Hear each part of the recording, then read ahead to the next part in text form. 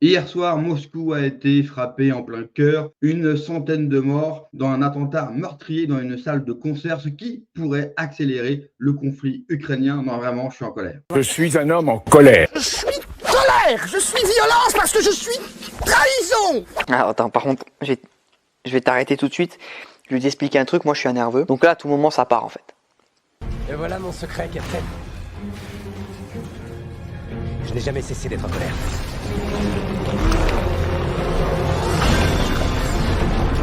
Une centaine de morts hier soir par plusieurs assaillants qui sont rentrés dans une salle de concert à Moscou et qui ont littéralement tiré à vue sur toutes les personnes présentes. Je ne peux pas, bien sûr, vous diffuser les vidéos de ce crime atroce qui s'est passé en Russie, mais il y a une chose qui est sûre avec les Russes, c'est qu'il n'y aura pas de marche blanche, il n'y aura pas de bougies, il n'y aura pas de nounours.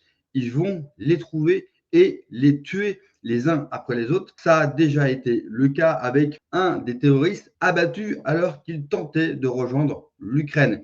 Et c'est bien là le problème de cet acte terroriste hier, car un petit peu plus tard dans la nuit, Daesh a revendiqué cet acte terroriste. Alors c'est vrai que très peu de personnes y croient. Jacques Sapir a notamment tweeté hier soir pour déclarer que la Russie avait éliminé une antenne de Daesh le mois dernier. Donc, ce n'est pas illogique que Daesh produise un attentat.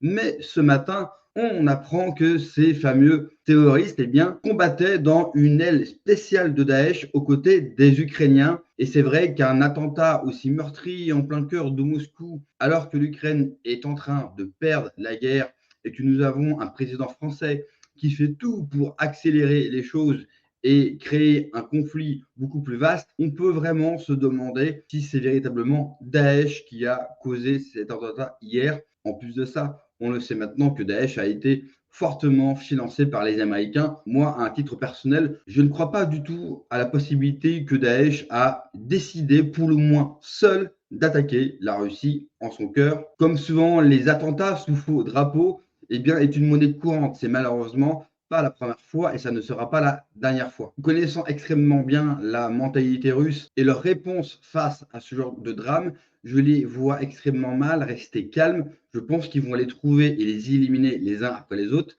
Мы будем преследовать террористов везде.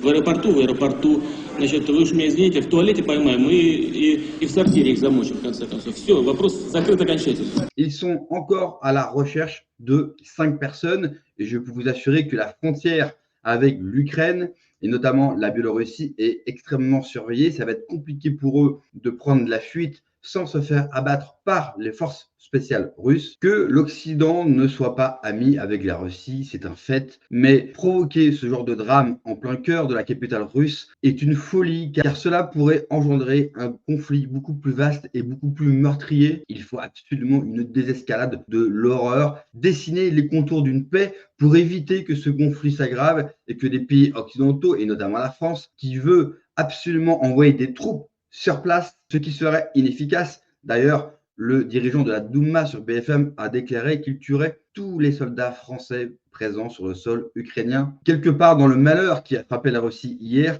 le seul point positif, c'est que contrairement à ce que LCI peut dire, Poutine n'est pas un fou, n'est pas un fou furieux, n'est pas un meurtrier et il ne cherchera pas une réponse démesurée, même si son peuple va bien sûr réclamer la tête de tous ces meurtriers. Oui, en Russie, il n'y aura pas de procès, il n'y aura pas de bienveillance. Non, ils ne vont pas les mettre en prison, ils vont les trouver, ils vont les éliminer. C'est la seule chose à faire avec ce type de pourriture. Il n'y a pas la place à la bienveillance, il n'y a pas la place à l'écoute, ni même à la compréhension. Le créneau de Poutine, le créneau de la Russie a toujours été de terroriser les terroristes.